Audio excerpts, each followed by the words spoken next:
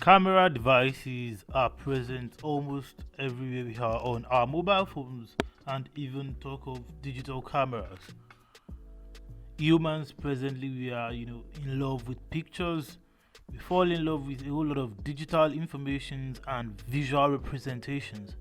But little do we know about the origin of the camera and how the camera came into being. Today we'll be talking about the world's first digital camera, not even the digital camera, but the world's first kind of camera. But before we go deep, I would like you guys to subscribe to this channel to enjoy more of our content. Let's grow the community and also turn on the post notification bell to get notified whenever I drop new content. Drop me a like on this video if you like the content also. Now let's dive into what a camera is. A camera is a device with a lens, a shutter speed, and a sensor that captures and records visual information. Like I said, a camera is a device with a lens, a shutter, and a sensor that captures and records visual information. To trace the history of the camera, we can trace it far back to the ancient Greek and the Chinese civilization. Before the invention of the photographic camera, transferring a real-life image onto paper or another flat surface was not actually easy. Renaissance artist and inventor Leonardo da Vinci first described a mechanism that would make drawing in perfect perspective much easier to achieve, something that would later be known as the camera obscura.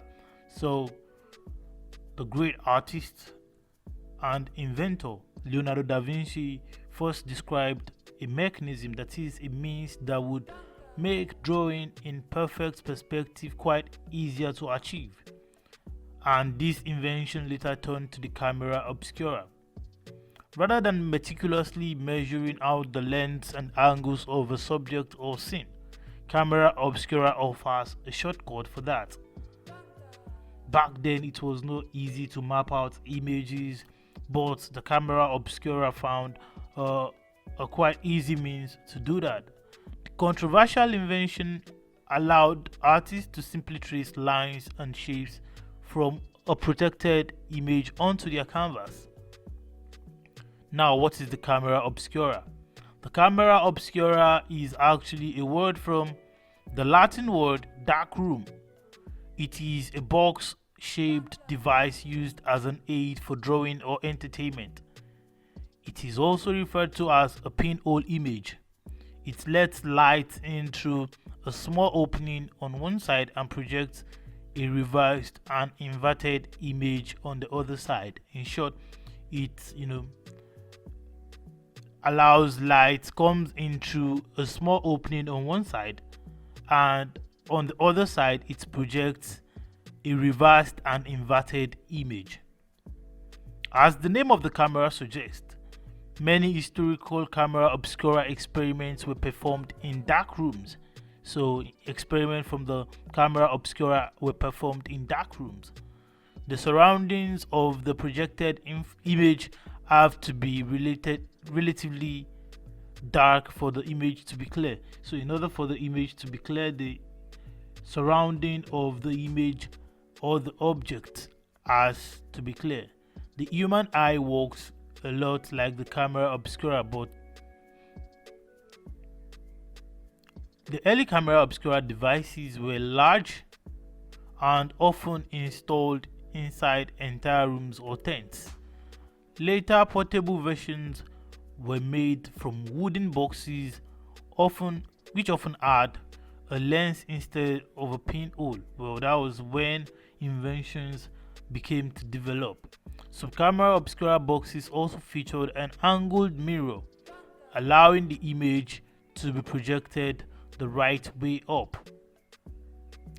The earliest written record of the camera obscura was found in the studies of the Chinese philosopher and the founder of Moism, Mosey between BC 470 to 390. He recorded that the image in the camera obscura is flipped upside down because light travels in straight lines from its source. During the 4th century, Greek philosopher Aristotle noticed that sunlight passing through gaps between leaves projects an image of an eclipsed sun on the ground. The phenomenon was also noted by the 6th century Greek mathematicians and co-architect of the Hagia Sophia. He used a type of camera obscura in his experiments. During the 9th century, Arab philosopher Al-Kindi also experimented with light and a pinhole.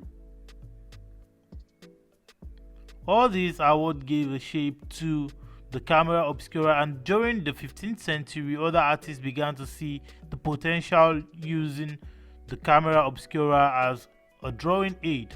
However, using the device sparked controversies, and many viewed the tracing method as cheating. Meanwhile, there were several developments to the camera obscura, but let's look at how to make your own camera obscura during this period. Despite its long history, the camera obscura haven't completely even fallen out till the moment. Some contemporary photographers and artists continue to utilize this device as visual aids. All you need to get started is some cardboard, a magnifying glass, a paper bag, some tape, and a glue in order to work on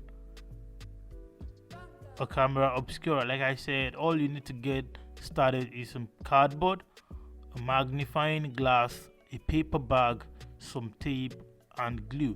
Well, if you check YouTube, you would see some DIY video of making a camera obscura, which we'll be talking about later.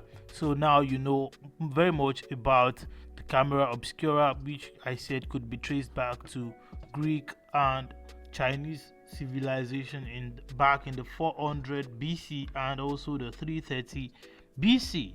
Well, to enjoy more of our content, like I said, kindly subscribe to the channel and turn on post notification. Do well to smash the like button if you like the content, and also share with your friends and lovers.